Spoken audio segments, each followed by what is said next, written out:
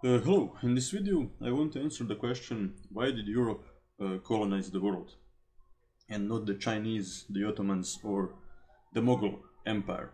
For a long time European scientists believed that the reason for that can be found in the superiority of the European race, but today we know that all those assumptions were wrong and that humans are much more alike than they are different.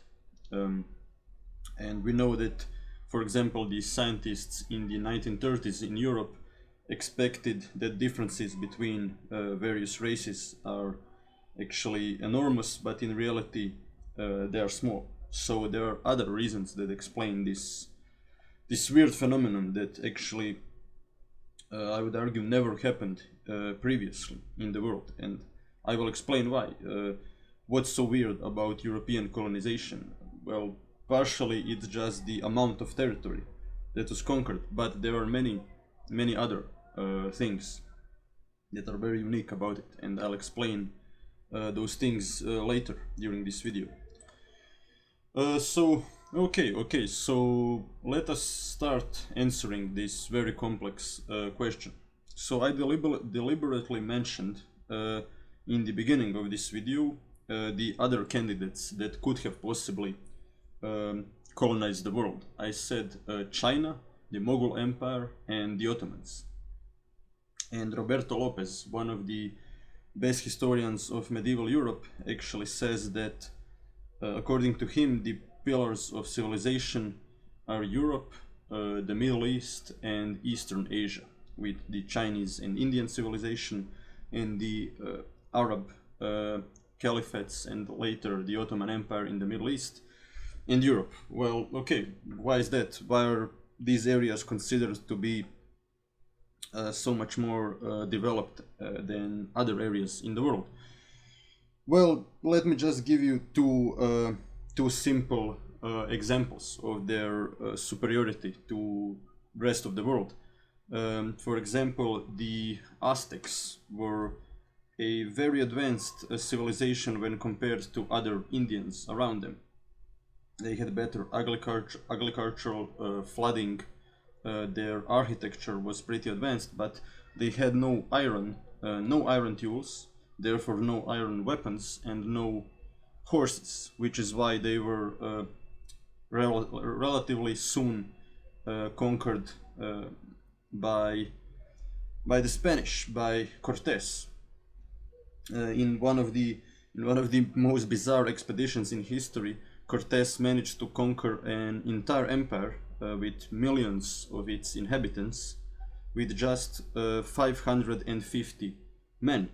And how did he manage to do it? Well, these men had horses and 16th century armor that was unpenetrable for the Aztec arrows and tools, and he also had guns, although very primitive guns. And here we can see the Aztec warriors that well, for their own continent they were a fearsome force to be reckoned with that exterminated many other tribes, but for the Spanish they were easily defeated. And the Spanish also, or when I say the Spanish, I'm talking about Cortés. He was also a brilliant military leader, and he used the fact that the Aztec Empire was very centralized, and he managed to capture Montezuma with his men, slaughter his entire imperial guard, and then use him as a hostage and order to the Aztecs to bring him all the gold in the Aztec Empire. And when the Aztecs asked him, why do you want all this gold? Because for them gold wasn't that special. They valued other things, like, for example, chocolate and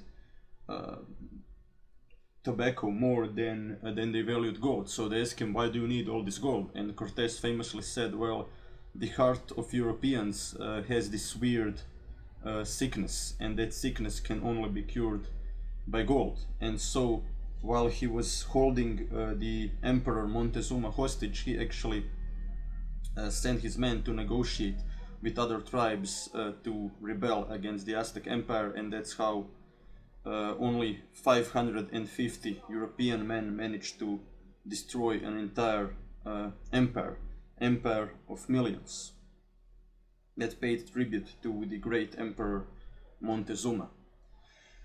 And so yeah, now that we have established that civilizations with armor, with iron tools and horses and wheels were in a better position to colonize the world than other civilizations like the North American Indians or the Aztecs or the indigenous people of Australia, we still have to answer why Europe? Why did the Christian Europe actually colonize the world? Well, let us start with China. Why the Chinese civilization didn't do it? Here we can see the famous Chinese admiral called Zhang He, and he was sent on an expedition that in the 15th century that explored southern Africa, India, Indonesia, and many other weird parts of the world. And he was sent to collect tribute from other civilizations in order to show the superiority of Chinese culture above all others. And for the Chinese emperor, this form of colonization was done mostly in order to boost his reputation out of prestige. And the Chinese simply didn't think in terms of colonizing and holding large swaths of territory that weren't connected with China by land. And that's why, for example, they never engaged in the colonization of America or Africa. It simply never occurred to them that it is actually very, very profitable to hold large swaths of land outside of your land empire, to just conquer them by ships and establish your rule that way.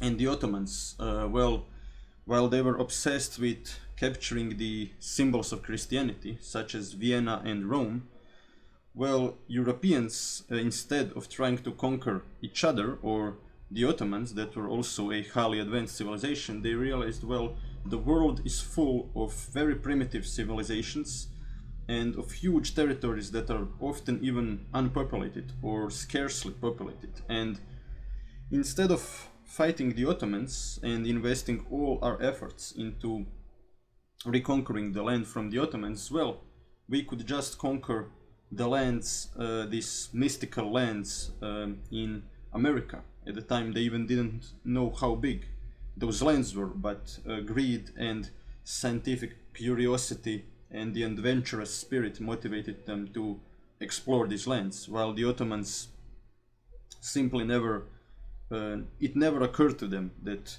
the colonization of America is a good move.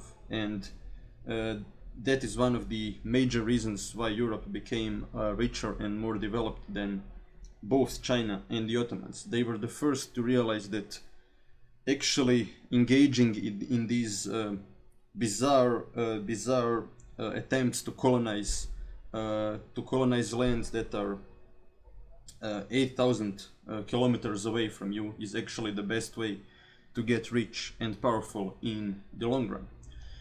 And yeah, as I already said, while the Ottomans were crushed at Vienna because they were engaged in fighting a highly advanced European civilizations, the British managed to colonize huge parts of Australia. And there was a saying in the British military, whatever it is out there that is waiting for us in the forests and swamps of Africa, Asia and Australia, we have machine guns. And it is precisely because of this huge technological advantage that Europeans had.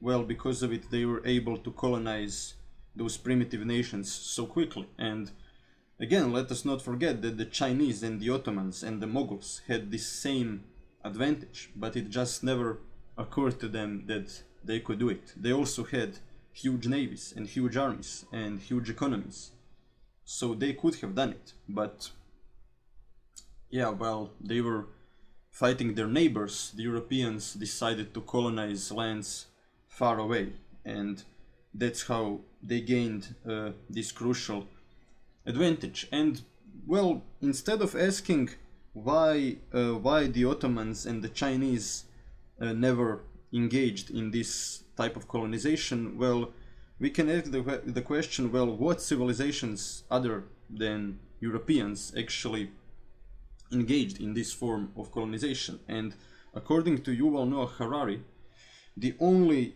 civilizations other than Europeans in the early modern age that engaged in this type of colonizations were the Carthaginians, the ancient Carthaginians, and the Majapahit Empire. That was a very weird 14th century empire that was once very powerful, but then they became a Chinese feudal state, and in the end they got conquered by the Muslim conquerors. And yeah, and here we can see the this weird Majapahit empire that was once a huge force, but then it was conquered first by the Chinese and then later by Muslims. But we still need to answer this question. Well, what happened in early modern Europe? Why did they suddenly decide to colonize distant lands instead of just fighting their neighbors, which they also did? Well, Roberto Lopez argues that perhaps it was because Europe was the only place actually in the world where you had 5 or 6 states that were roughly equally large and equally powerful. And when the Spanish started to colonize America, very soon France, even the Dutch and the British realized, well, if the Spanish are doing it, then we have to do it in order to not get dominated by Spain. But there are also many other reasons. The scientific revolution happened in Europe. Now, why did it happen in Europe? Well, I'm not sure that there is even a clear answer. And if there is, then it requires another video. But just for now, let's go with the fact that the scientific revolution happened in Europe. And how is this important for colonization? Well, there is a link between science and colonialism.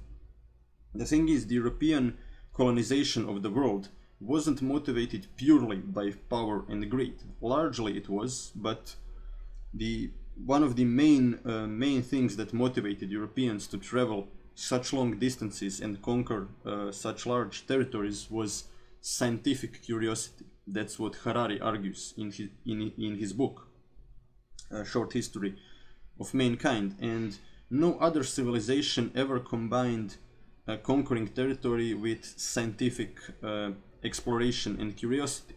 For example, the Ottomans and the Mongols never sent astronomers, biologists, and other scientists with them on their conquests. The Europeans were the only ones that did it.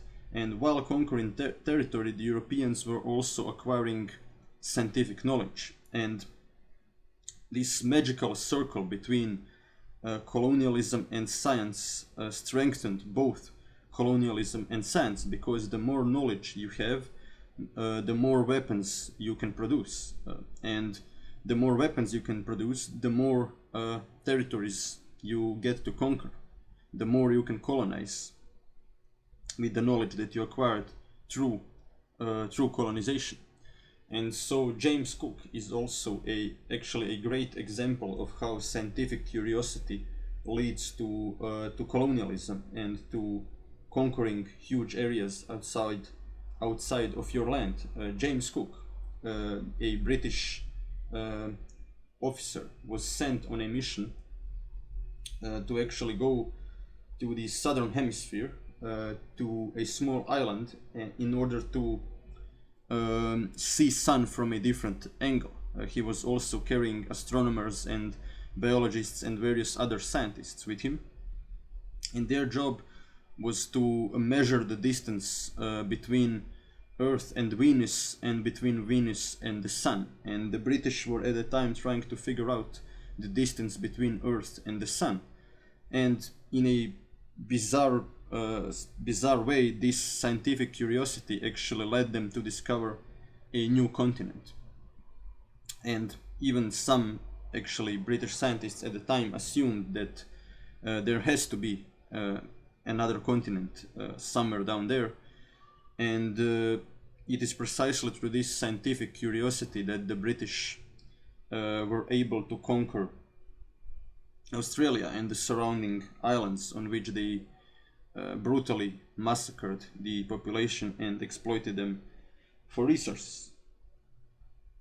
But yeah, scientific curiosity is also one of the main forces that motivated this bizarre European project of colonizing lands so distant and so far away from you and from your civilization. And it is precisely because of that curiosity that Europeans acquired so many territories and so much knowledge, and then that allowed them to conquer even larger territories and acquire even more knowledge. And a final reason that Harari gives, that I also find very convincing, is actually so it's not only the fact that the Europeans combined imperialism with science. It's not merely the fact that European states were, roughly speaking, equally powerful, which then motivated them to compete with each other. And it's not merely the fact that through accident Europeans were the first to discover America. It is also the fact that capitalism emerged in Europe. Here we can see a statue of Adam Smith, and while I would agree that capitalism in today's world is in many ways flawed, it definitely allowed the Europeans to conquer the world. And why is that? Well, Adam Smith actually argues, and he actually simply describes a process that was happening in early modern Europe at his time, and he describes why capitalism is so revolutionary and so much better than feudalism. And in his book Wealth of Nations, Adam Smith argues, well, a feudal lord, if he has an abundance of gold, if he has more gold and more profit than he needs to sustain his army, what's he going to do with it? He's probably just going to build a cathedral, maybe enlarge his military a bit, or just spend it on food and women, and on just enlarging his reputation, and maybe perhaps buying food for others. But a capitalist is going to invest it and create more profit. And here capitalism makes a radical change, a radical shift that actually never happened earlier in the history of humanity. And that is where capitalism so radically differs from feudalism. It is precisely because of this idea that future is going to be better than the past that the capitalists invest in future. In the medieval mind, the future is always something decadent and dark. The end days are always near in the mind of a medieval person. But in the mind of the early modern capitalist, future is something bright, probably because of all these scientific discoveries and because of colonization. And the capitalist believes that the future is going to have more economic growth than the past, and that is why he invests in the future. And ironically, that faith in the future makes it possible for him to acquire even more power, and it makes the future happen in a way. And also the Europeans were first that started to borrow large sums of money with low interest rates. For that means they were ready to wait for a long time in order to have their money returned to them, which is something that people in medieval times rarely did, because they didn't believe in the future, they didn't believe in the progress of humanity. And capitalists did, which is why they used this interest-based economy in order to conquer the world. And the Dutch are a great example of that. The Dutch were a relatively small and unprosperous country that started to utilize debt in order to conquer the world. The Dutch East Indian Company was able to conquer Indonesia precisely through having a very strict policy of always returning debts on time. And the huge Spanish Empire didn't have a functioning or at least a well-functioning legal system, which is why the Spanish crown often didn't return debts on time, while the Dutch did. And that actually enabled the Dutch to outcompete their greatest enemy at the time, the Spanish Empire, because the capitalists of early modern Europe then realized that it is actually very rational and smart for them to invest into the Dutch East Indian Company. And this capitalist company managed to exploit and colonize huge swaths of land in Indonesia and other areas of the world, and precisely because of that they were able to always return their debts. And Europeans were actually the first civilization to realize the power of debt, the power of interest rates if used properly. And that is, I would argue, a final reason that explains why Europe outcompeted all these other civilizations. But what also needs to be said is that colonization, while it led to a lot of progress and while it led to acquiring a lot of knowledge by mankind, it was also one of the darkest things that happened. Just by looking at the Belgian exploitation of Congo, we are looking de facto at a forgotten Hitler. King Leopold killed 10 million Africans, and in a very brutal way. Their hands were cut if they didn't obey the colonizers, and if they weren't able to just produce what the colonizers asked them to do.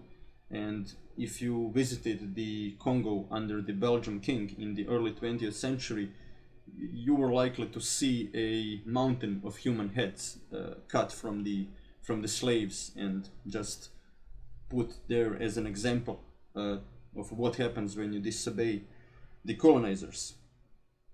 And there definitely is an interesting discussion to be had about what would have happened if some other civilization managed to colonize the world and not Europe, but we would probably also see something very dark. And it is precisely because of through this obsession, and because of this obsession with profit and interest rates, that European colonizers were so indifferent to the suffering of indigenous populations, and because of their greed they wiped them out from the face of the earth. But it is also precisely through this process of colonization that Europeans were able to outcompete all the other civilizations.